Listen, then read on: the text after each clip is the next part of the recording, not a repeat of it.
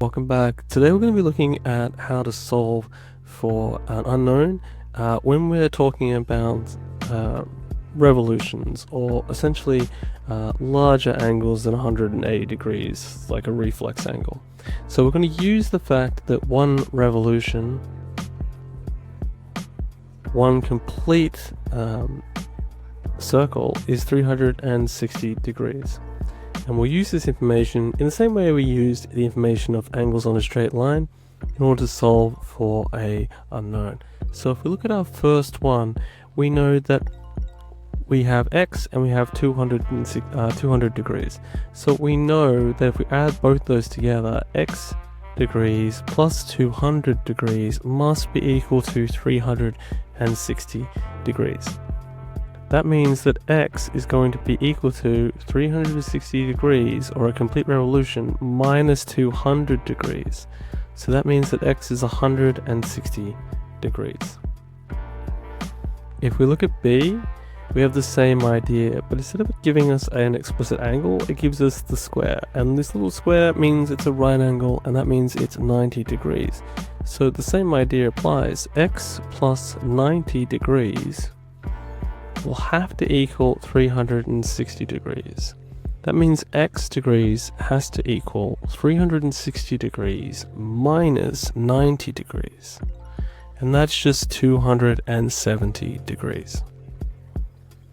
So pretty handy skill. This is also called angles at a point, but it's very helpful to be able to determine an angle based on this relationship.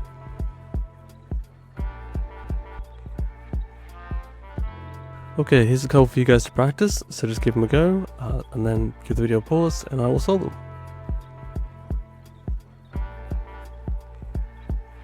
Alright, let's get going. So for our first one, C, we have two angles here, and then we have our third unknown angle. So we know that x degrees plus 130 degrees plus 90 degrees for our right angle has to all add up to 360 degrees.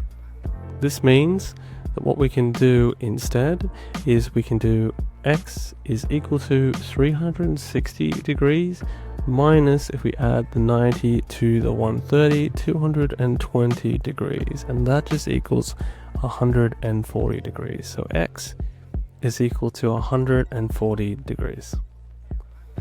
If we look at our last one, D, we have essentially what looks like a straight line but isn't quite, and the reason that is because if we combine 110 and 65, they don't equal 180. So we're going to use the property of a complete revolution. We know that x degrees plus 65 degrees plus 110 degrees must equal 360 degrees. And that means that x degrees is going to be equal to 360 degrees minus 175 degrees. And that means that x degrees is equal to 185 degrees. Alright, that's it for this video. Hope that was helpful, and I will see you in the next one.